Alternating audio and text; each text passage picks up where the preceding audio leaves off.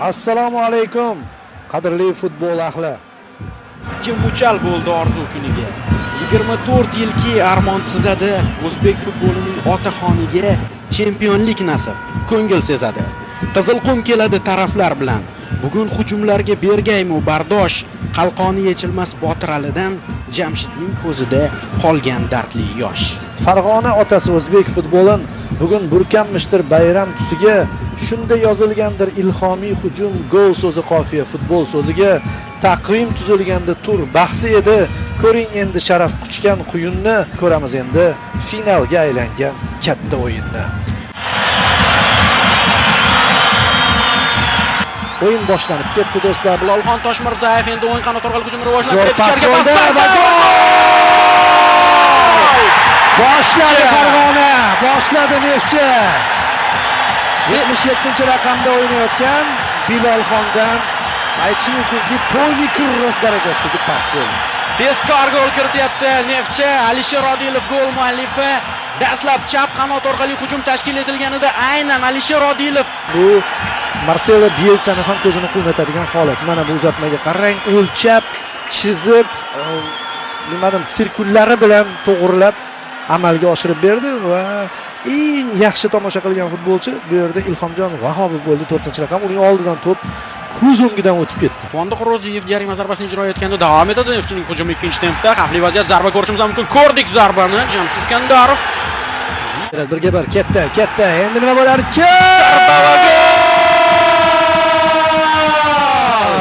Maroshichdan aqlli uzatma, Alisher Odilovdan dubl Va raqamlaridagi gollarini qayd etib qo'yapti.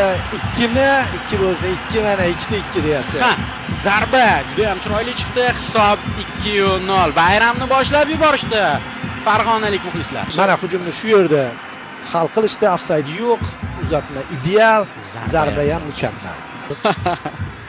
Hozir 3-0 ni tayyorlab qo'yishadi menimcha.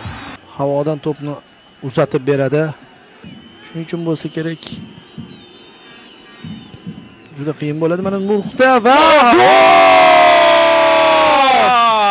uzr so'rayotgan bo'lsa ham, lekin gol uryapti. Ha, hisob o'yinga intriga beryapti. Hisob qisqaryapti do'stlar. Lateraldan pas bo'lib qoldi. Hozir mana shu joyda xato bo'lishi mumkin. Ha, bu sezilgan edi va Alisher to'g'riladi, tepada. Darvozabon to'pni qiyinchilik bilan chiqarib yuboradi. Yo'ldoshev ajoyib pas. Alisher uzatma pas yomon chiqmadi. To'p o'tdi va juda ham xotirjam. Teginmaydigan assist bo'ldi. Juda ham xotirjam zarba yo'lladi Jamshid Iskandarov. Hisob 3-1. Mana tinchlantiruvchi ukol urildi. Neftchi master klass o'tyapti va hozir hisob o'zgarishi mumkin va hammasi tugaydi. Alda gol ur va tugadi. Kim urish kerak edi golni? O'yindagi eng faol futbolchilardan biri Ibrohim Halil Yo'ldoshev gol kirityapti. To'g'ri bo'ldi. Hujumga o'tdi. Hujumda ham naf keltiryapti Ibrohim Halil Yo'ldoshev. Charchamadi. Neftchi o'sha uzoq yillar kutilgan chempionligiga erishdi.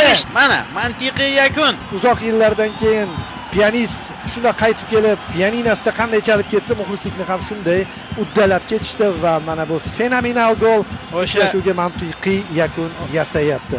Neftchi muxlislari tobora balandroq hayqirishyapti.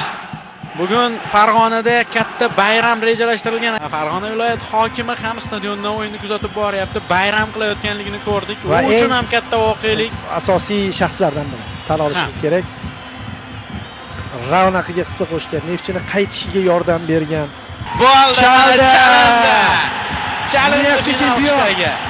Neftchi uzoq kutilgan chempionlikka erishyapti. 24 yil kutdi bu chempionlikni farg'onalik muxlislar. Orzular chempionlarni yaratadi. Shu bilan birgalikda o'sha orzularga eltuvchi albatta ko'makdoshlar bo'lishi kerak, islohotchilar bo'lishi kerak. Nishonlash avjiga chiqdi. Oltin rangli muxlislar